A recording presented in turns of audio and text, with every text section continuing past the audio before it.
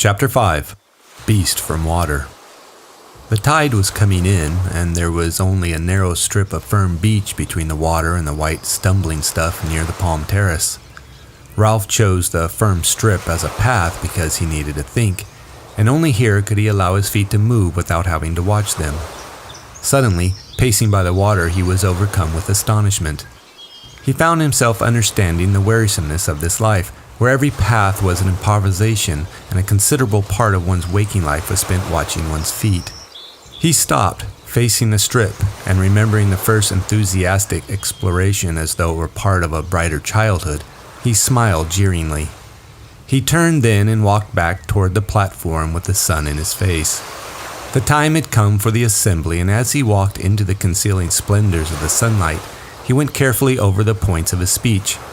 There must be no mistake about this assembly, no chasing imaginary. He lost himself in a maze of thoughts that were rendered vague by his lack of words to express them. Frowning, he tried again. This meeting must not be fun, but business.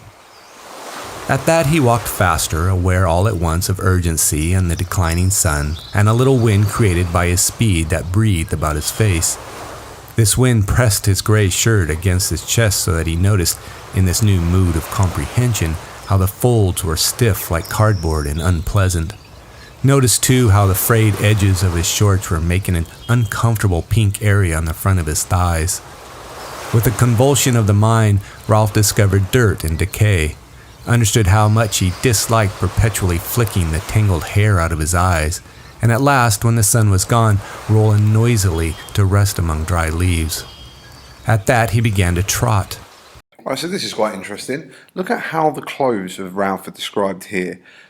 In this moment, he's very aware of that he's stuck on an island. He's not happy with the way he's living. It's almost as if he misses the comforts from back home. He's wearing these clothes, but they're now frayed.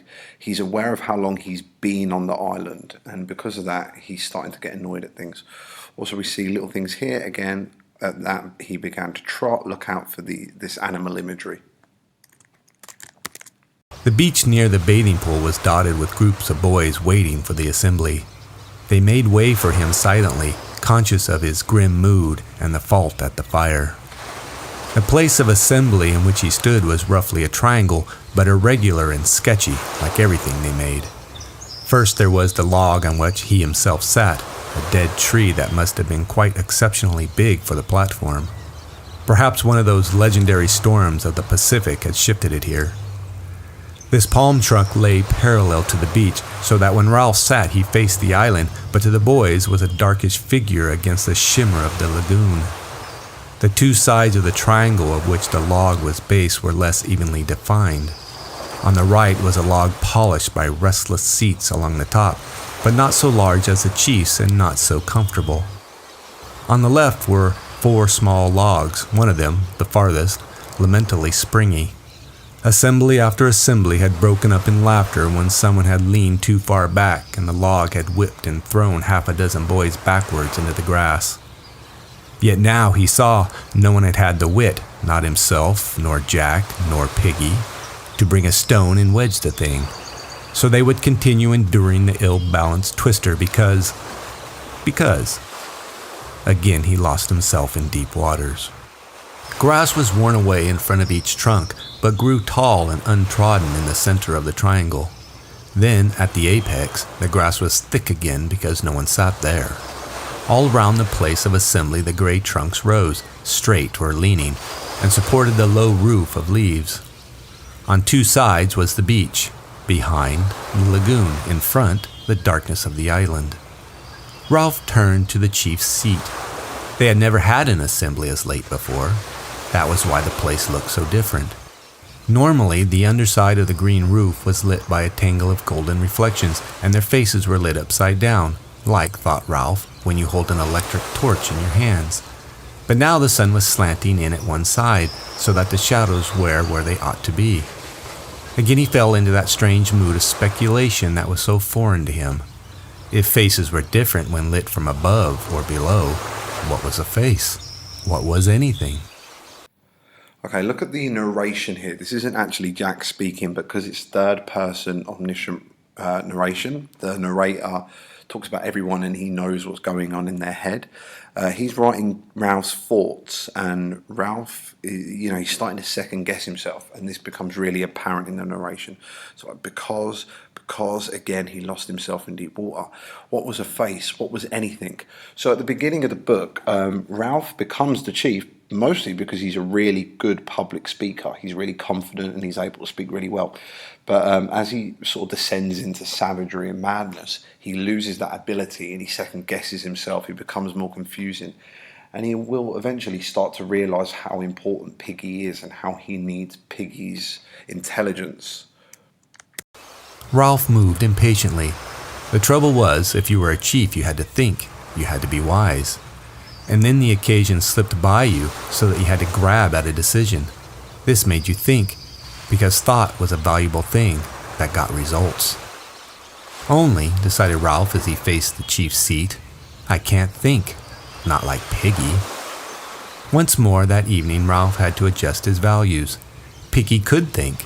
He could go step by step inside that fat head of his, only Piggy was no chief. But Piggy, for all his ludicrous body, had brains. Ralph was a specialist in thought now, and could recognize thought in another. The sun in his eyes reminded him how time was passing, so he took the conch down from the tree and examined the surface. Exposure to the air had bleached the yellow and pink to near white and transparency. Ralph felt a kind of affectionate reverence for the conch, even though he had fished the thing out of the lagoon himself. He faced the place of assembly and put the conch to his lips. The others were waiting for this and came straight away. Those who were aware that a ship had passed the island while the fire was out were subdued by the thought of Ralph's anger, while those, including the little ones who did not know, were impressed by the general air of solemnity. The place of assembly filled quickly. Jack, Simon, Maurice, most of the hunters on Ralph's right, the rest on the left, under the sun. Piggy came and stood outside the triangle. This indicated that he wished to listen but would not speak, and Piggy intended it as a gesture of disapproval. The thing is, we need an assembly. No one said anything, but the faces turned to Ralph were intent. He flourished the conch. He had learned out of practical business that fundamental statements like this had to be said at least twice before everyone understood them. One had to sit, attracting all eyes to the conch, and drop words like heavy round stones among the little groups that crouched or squatted. He was searching his mind for simple words that even the little ones would understand what the assembly was about. Later, perhaps, practiced debaters, Jack, Maurice, Piggy, would use their whole art to twist the meaning. But now, at the beginning, the subject of the debate must be laid out clearly. All right, look at this here. So we've got the symbol, the conch. It's now bleached the yellow and pink to near white. So it's lost its colour. Why is that important? At the beginning of the story, they had the conch. It meant civilization. Whoever had it got to speak. It created order from chaos, and it was pink. And now that pink has faded into white. What's the importance of that fading? We need an assembly, not for fun, not for laughing and falling off a log. The group of little ones on the twister giggled and looked at each other. Not for making jokes or for... He lifted the conch in an effort to find the compelling word. For cleverness. Not for these things, but to put things straight. He paused for a moment. I've been alone. By myself I went thinking what's what. I know what we need. An assembly to put things straight, and first of all, I'm speaking. He paused for a moment and automatically pushed back his hair. Piggy tiptoed to the triangle, his ineffectual protest made, and joined the others. Ralph went on. We have lots of assemblies. Everybody enjoys speaking and being together. We decide things, but they don't get done. We were going to have water brought from the stream and lift in those coconut shells under the fresh leaves. So it was for a few days. Now there's no water. The shells are dry. People drink from the river. There was a murmur of assent. Not that there's anything wrong with drinking from the river. I mean, I'd sooner have water from that place, the pool where the waterfall is, than have an old coconut shell. Only we said we'd have the water brought, and now not. There are only 2 full shells there this afternoon." He licked his lips. "Then there's the huts, shelters." The murmur swelled again and died away. "You mostly sleep in shelters. Tonight, except for Sam and Eric up by the fire, you all sleep there. Who built the shelters?" Clamor rose at once. Everyone had built the shelters. Ralph had to wave the conch once more. "Wait a minute. I mean, who built all 3? We all built the first one, 4 of us the second one, and me and Simon built the last one over there. That's why it's so tottery." "No, don't laugh. That shelter might fall down if the rain comes back. We'll need those shelters then." He paused and cleared his throat. "There's another thing. We chose those rocks right along beyond the bathing pool as a lavatory. That was sensible too. The tide cleans the place up. You little uns know about that." There were sniggers here and there and swift glances. "Now people seem to use anywhere, even near the shelters and the platform. You little uns, when you're getting fruit, if you're taken short." The assembly roared. Okay, so here we can see more of Ralph losing his ability to speak clearly. He keeps repeating himself a lot. Also, the other guys aren't really taking him seriously either. So he's talking about things that were sniggers, they laughed. You know, when he's talking about the kids being taken short, which means they need to go to the toilet, the assembly roared. So we've got a metaphor there, which is also like animal imagery, which is important. But yeah, they're not really taking him seriously, and he keeps repeating himself, and he's becoming lost in the fact that they're kids on an island who don't know what they're doing. "I said if you're taken short, you keep away from the fruit. That's dirty." Laughter rose again. "I said that's dirty." He plucked at his stiff gray shirt. "That's really dirty. If you're taken short, you go right along the beach to the rocks. See?"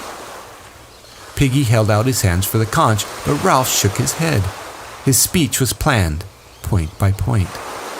"We've all got to use the rocks again. This place is getting dirty." He paused.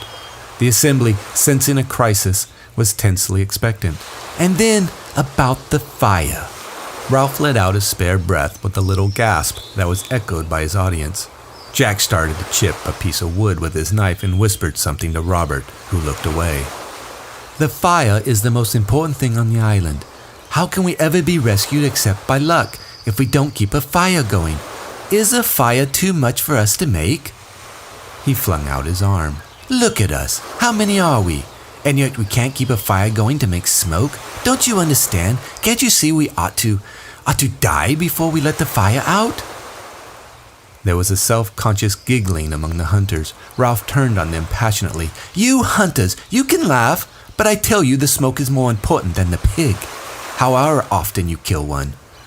Do all of you see?" He spread his arms wide and turned to the whole triangle. "We've got to make smoke up there, or die." He paused, feeling for his next point. "And another thing," someone called out. "Too many things." There came a mutter of agreement. Ralph overrode them. "And another thing, we nearly set the whole island on fire, and we waste time rolling rocks and making little cooking fires. Now I say this, and I make it a rule because I'm chief. We won't have a fire anywhere but on the mountain. Ever." There was a row immediately. Boys stood up and shouted, and Ralph shouted back, "Because if you want a fire to cook fish or crab, you can jolly well go up the mountain. That way we'll be certain." Right, so again, we've got Ralph repeating himself. That's dirty. I said that's dirty. That's really dirty. He's losing his, he's really losing his power here. Then we got the fire is the most important thing on the island. Some people think it's the pig and hunting, but Ralph thinks it's the fire. We've got savagery versus civilization. What do you think is the most important thing on the island? Hands were reaching for the conch in the light of the setting sun. He held on and leapt on the trunk. "All this I meant to say. Now I've said it. You voted me for chief. Now, you do what I say." They quieted, slowly. At last were seated again. Ralph dropped down and spoke in his ordinary voice. "So remember, the rocks for the lavatory, keep the fire going, and smoke showing as a signal. Don't take the fire from the mountain. Take your food up there." Jack stood up, scowling in the gloom, and held out his hands. "I haven't finished yet." "But you've talked and talked. I've got the conch." Jack sat down, grumbling. Then the last thing, this is what people can talk about. He waited till the platform was very still. Things are breaking up. I don't understand why. We began well, we were happy, and then... He moved the conch gently, looking beyond them at nothing, remembering the beastie, the snake, the fire, the talk of fear. Then people started getting frightened. A murmur, almost a moan, rose and passed away. Jack had stopped whittling. Ralph went on abruptly. But that's Littleton's talk. We'll get that straight. So the last part, the bit that we can all talk about, is kind of deciding on the fear. The hair was creeping into his eyes again. We've got to talk about this fear and decide there's nothing in it. I'm frightened myself sometimes, only that's nonsense, like bogeys. Then, when we've decided, we can start again and be careful about things like the fire. A picture of 3 boys walking along the bright beach flitted through his mind. And be happy. Ceremonially, Ralph laid the conch on the trunk beside him as a sign that the speech was over. What sunlight reached them was level. Jack stood up and took the conch. Right, so again, we've got Ralph repeating himself. That's dirty. I said that's dirty. That's really dirty. He's losing his, he's really losing his power here. Then we got the fire is the most important thing on the island. Some people think it's the pig and hunting, but Ralph thinks it's the fire. We've got savagery versus civilization. What do you think is the most important thing on the island? So, this is a meeting to find out what's what. I'll tell you what's what. You Littleton started all this with fear talk. Beast. Where from? Of course we're frightened sometimes. But we put up with being frightened. Only Ralph says you scream in the night. What does that mean but nightmares? Anyway, you don't hunt or build or help. You're a lot of crybabies and sissies, that's what. And as for the fear, you'll have to put up with that like the rest of us. Ralph looked at Jack open-mouthed, but Jack took no notice. The thing is, fear can't hurt you any more than a dream. There aren't any beasts to be afraid of on this island. He looked along the row of whispering Littletons. Serve you right if something did get you, you useless lot of crybabies. But there is no animal. Ralph interrupted him testily. What is all this? Who said anything about an animal? You did, the other day. You said they dream and cry out. Now they talk, not only the Littleton's, but my hunters sometimes. Talk of a thing, a dark thing, a beast, some sort of animal. I've heard. You thought not, didn't you? Now listen, you don't get big animals on small islands, only pigs. You only get lions and tigers in big countries like Africa and India. And the zoo? I've got the conch. I'm not talking about the fear, I'm talking about the beast. Be frightened if you like, but as for the beast... Jack paused, cradling the conch, and turned to his hunters with their dirty black caps. Am I a hunter or am I not? They nodded simply. He was a hunter, all right. No one doubted that. Well then, I've been all over this island by myself. If there was a beast, I'd have seen it. Be frightened because you're like that, but there's no beast in the forest. Jack handed back the conch and sat down. The whole assembly applauded him with relief. Then Piggy held out his hand. I don't agree with all Jack said, but with some. Of course there isn't a beast in the forest. How could there be? What would a beast eat? Pig. We eat pig. Piggy!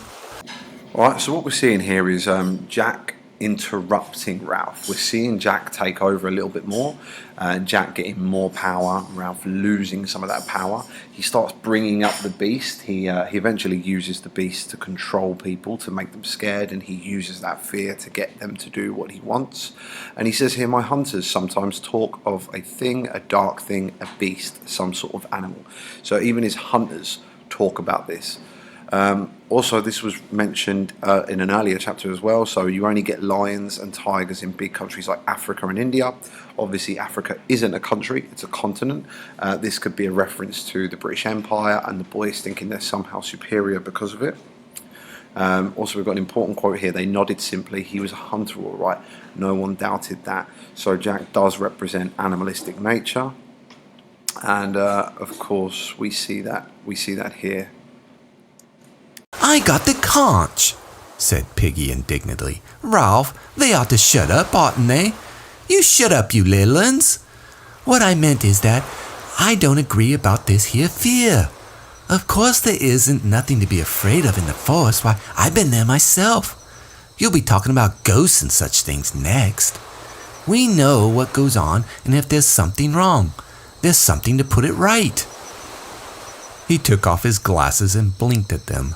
The sun had gone as if the light had been turned off. He proceeded to explain. If you get a pain in your stomach, whether it's a little one or a big one, yours is a big one. When you're done laughing, perhaps we can get on with the meeting.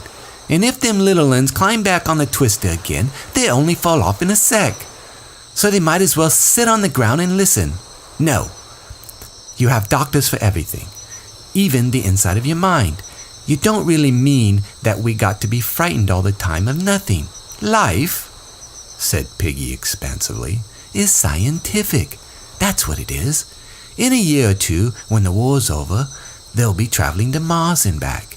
I know there isn't no beast, not with claws and all that, I mean, but I know there isn't fear either. Piggy paused. Unless... Ralph moved restlessly. Unless what? Unless we get frightened of people.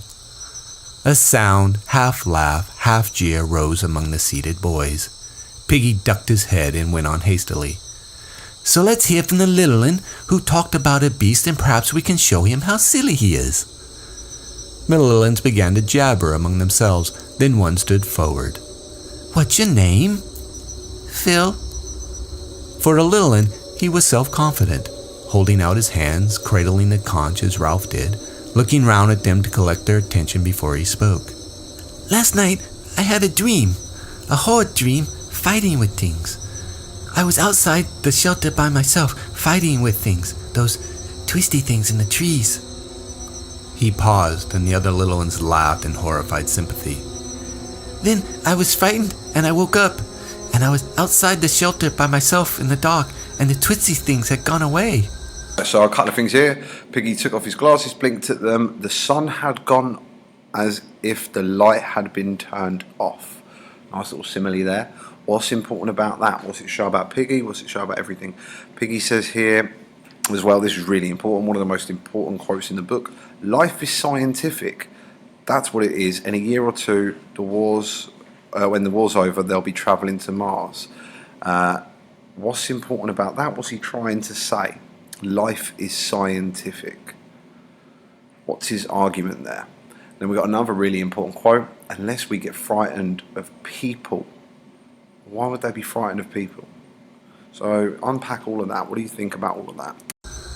The vivid horror of this, so possible and so nakedly terrifying, held them all silent. The child's voice went piping on from behind the white conch. And I was frightened, and I started to call out for Ralph, and then I saw something moving among the trees, something big and horrid. He paused, half frightened by the recollection, yet proud of the sensation he was creating. That was a nightmare, said Ralph. He was walking in his sleep. The assembly murmured in subdued agreement. The little one shook his head stubbornly. I was asleep when the twisty things were fighting, and when they went away I was awake, and I saw something big and horrid moving in the trees. Ralph held out his hands for the conch, and the little one sat down. You were asleep. There wasn't anyone there. How could anyone be wandering about in the forest at night? Was anyone? Did anyone go out? There was a long pause while the assembly grinned at the thought of anyone going out in the darkness. Then Simon stood up, and Ralph looked at him in astonishment. You? What were you mucking about in the dark for? Simon grabbed the conch convulsively. I wanted to go to a place I know. What place? Just a place I know. A place in the jungle? He hesitated. Jack settled a question for them with that contempt in his voice that could sound so funny and so final. He was taken short. With a feeling of humiliation on Simon's behalf, Ralph took back the conch, looking Simon sternly in the face as he did so. Well, don't do it again, understand? Not at night. There's enough silly talk about beasts without the little one seeing you gliding about like a... The derisive laughter that rose had fear in it and condemnation. Simon opened his mouth to speak, but Ralph had the conch, so he backed to his seat. When the assembly was silent, Ralph turned to Piggy. "Well, Piggy, there was another one, him." The little uns pushed Percival forward, then left him by himself. He stood knee-deep in the central grass, looking at the hidden feet, trying to pretend he was in a tent. Ralph remembered another small boy who had stood like this, and he flinched away from the memory. He had pushed the thought down and out of sight, where only some positive reminder like this could bring it to the surface. There had been no further numberings of the little uns, partly because there was no means of ensuring that all of them were accounted for, and partly because Ralph knew the answer to at least one question Piggy had asked on the mountain top. There were little boys, fair, dark, freckled, and all dirty, but their faces were all dreadfully free of major blemishes. No one had seen the mulberry-colored birthmark again. But that time Piggy had coaxed and bullied, tacitly admitting that he remembered the unmentionable. Ralph nodded to Piggy. "Go on, ask him." Piggy knelt, holding the conch. "Now then, what's your name?" The small boy twisted away into his tent. Piggy turned helplessly to Ralph, who spoke sharply. "What's your name?" Tormented by the silence and the refusal, the assembly broke into a chant. "What's your name? What's your name? Quiet!" Ralph peered at the child in the twilight. "Now tell us what's your name." "Percival Wemyss Madison, the vicarage, Harcourt, St. Anthony, Hants, telephone. As if this information was rooted far down in the springs of sorrow, the little un wept. His face puckered, the tears leapt from his eyes, his mouth opened till they could see a square black hole. At first he was a silent effigy of sorrow, but then the lamentation rose out of him, loud and sustained as the conch. "Shut up! You shut up!" Percival Wemyss Madison would not shut up. A spring had been tapped, far beyond the reach of authority or even physical intimidation. The crying went on, breath after breath, and seemed to sustain him upright as if he were nailed to it. "Shut up! Shut up!"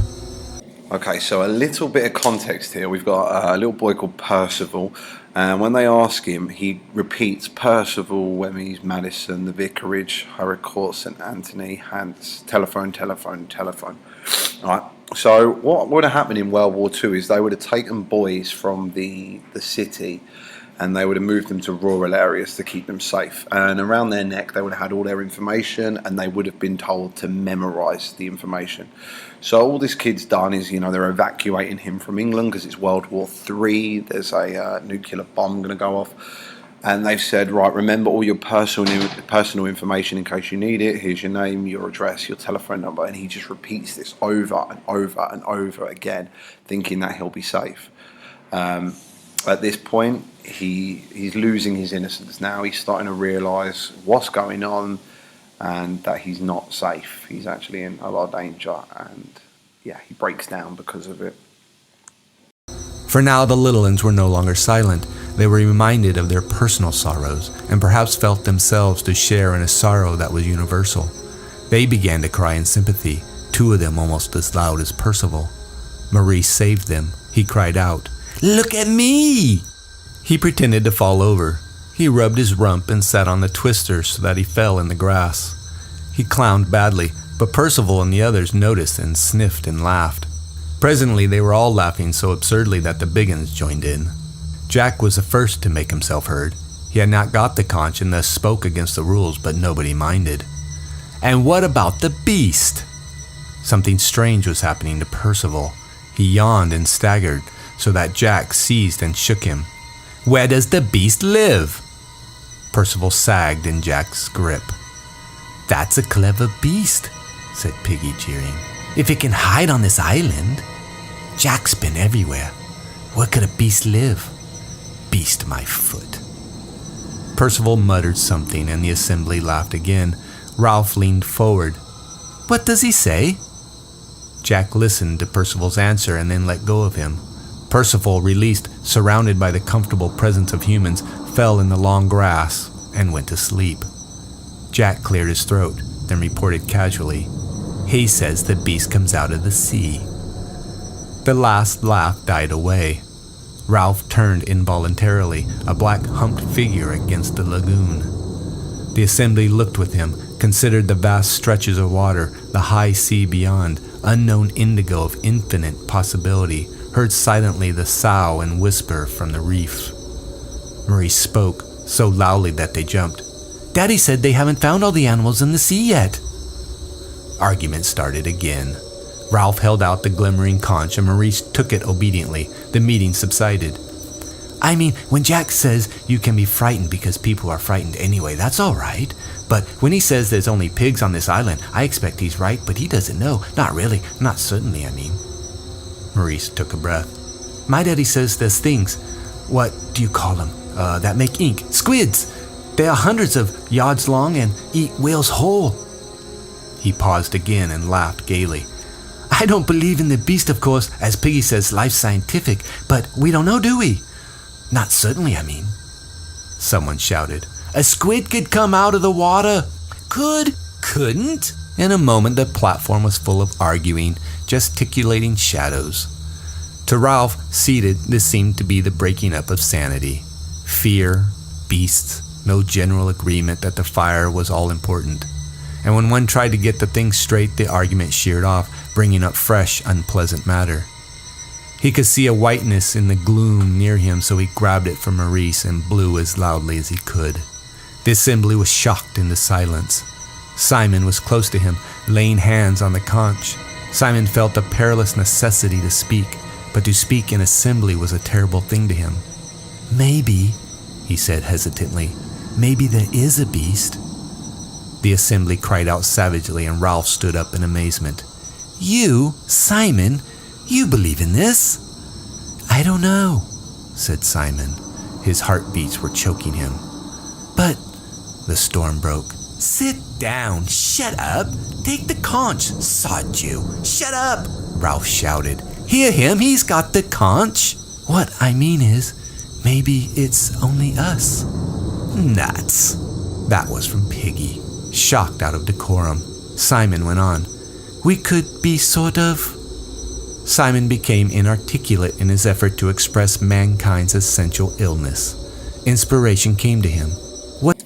Okay, so Ralph's trying to break this up. They're getting fixated on the beast and they're descending into madness now. The fire is still the most important thing, though, to Ralph. That's what's going to get them saved. And then he sees in the gloom near him the whiteness. He sees the white in the gloom. So what could the whiteness symbolize within the gloom? The assembly was shocked into silence. Then Simon goes on and he says, what I mean is, maybe it's only us. Maybe the beast is only us. We could sort of..." Then Simon became inarticulate, unable to speak, in his effort to express mankind's essential illness. What do you think mankind's essential illness is? What do you think the point Simon is trying to make? "What's the dirtiest thing there is?" As an answer, Jack dropped in the uncomprehending silence that followed it, the one crude, expressive syllable. Release was immense.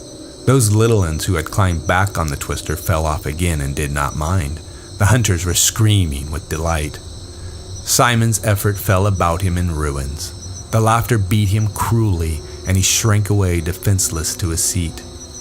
At last the assembly was silent again. Someone spoke out of turn. "Maybe he means it's some sort of ghost." Ralph lifted the conch and peered into the gloom. The lightest thing was the pale beach. Surely the little uns were near. Yes, there was no doubt about it. They had huddled into the tight knot of bodies in the central grass. A flurry of wind made the palms talk, and the noise seemed very loud now that darkness and silence made it so noticeable. Two gray trunks rubbed each other with an evil speaking that no one had noticed by day. Piggy took the conch out of his hands. His voice was indignant. "I don't believe in no ghosts, ever." Jack was up too, unaccountably angry. "Who cares what you believe, fatty?" "I got the conch." There was the sound of a brief tussle, and the conch moved to and fro. "You give me the conch back." Ralph pushed between them and got a thump on the chest. He wrestled the conch from someone and sat down breathlessly. "There's too much talk about ghosts. We ought to have left all this for daylight." A hushed and anonymous voice broke in. "Perhaps that's what the beast is, a ghost." The assembly was shaken by a wind. "There's too much talking out of turn," Ralph said, "because we can't have proper assemblies if you don't stick to the rules." He stopped again. The careful plan of this assembly had broken down. "What do you want me to say then? Was I wrong to call this assembly so late? We'll have to vote on then. On ghosts, I mean, and then go to the shelters because we're all tired. No, Jack, is it? Wait a minute. I'll say here and now that I don't believe in ghosts, or I don't think I do, but I don't like the thought of them. Not now, that is, in the dark. But we were going to decide what's what." He raised the conch for a moment. Right, so Simon's effort fell about him in ruins. The laughter beat him. So he wanted to have this a serious meeting. They said that over and over again at the beginning of the chapter. And then we end the chapter with the meeting in ruins. Laughter everywhere.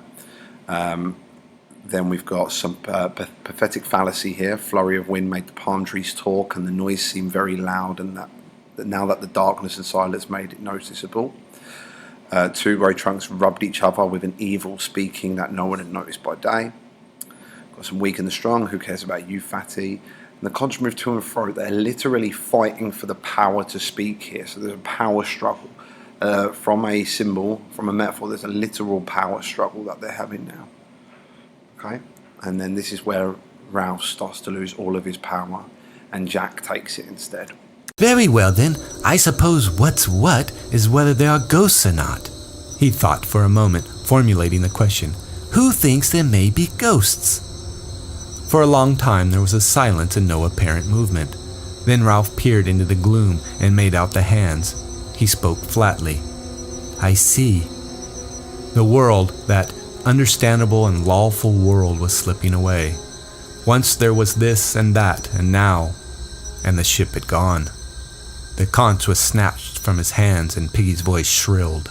"I didn't vote for no ghosts." He whirled round on the assembly. "Remember that, all of you." They heard him stamp. "What are we, humans? Or animals? Or savages?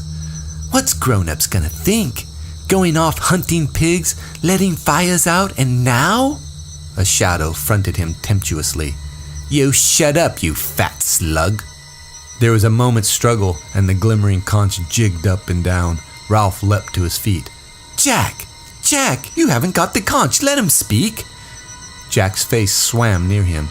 "And you shut up! What are you, anyway, sitting there telling people what to do?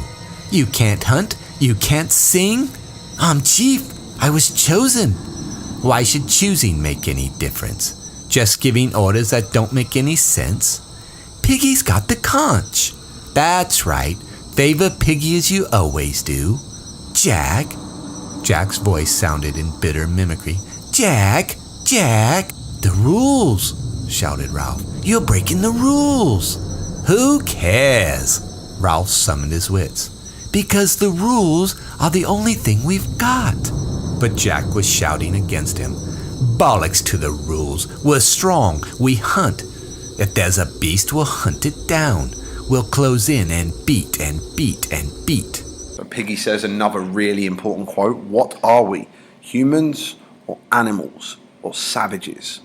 Going off hunting pigs, letting fires out. And now this argument. It says, "You shut up, you fat slug." A shadow fronted him. Okay, so it's like evil. A shadow fronted him.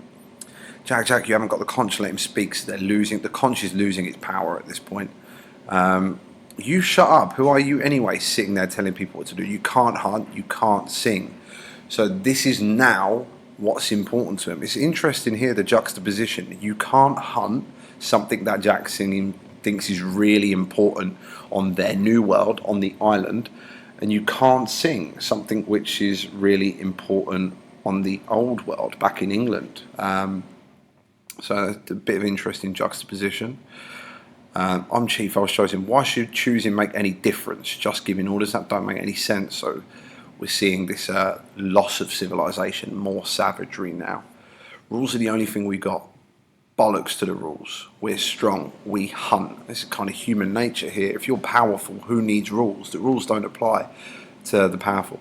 Then we have a literary device, and beat and beat and beats. This is something called polysyndeton, where we repeat it, and this and this and this is an example, right? So, and beat and beat and beat. Well, it actually sounds kind of like a drum beat, like a tribal drum beat, don't you think? He gave a wild whoop and leapt down to the pale sand. At once the platform was full of noise and excitement, scrambling, screams, and laughter. The assembly shredded away and became a discursive and random scatter from the palms to the water and away along the beach, beyond the night sight. Ralph found his cheek touching the conch and took it from Piggy. "What's grown-ups gonna say?" cried Piggy again. "Look at them." The sound of mock hunting, hysterical laughter, and real terror came from the beach. "Blow the conch, Ralph." Piggy was so close that Ralph could see the glint in one glass.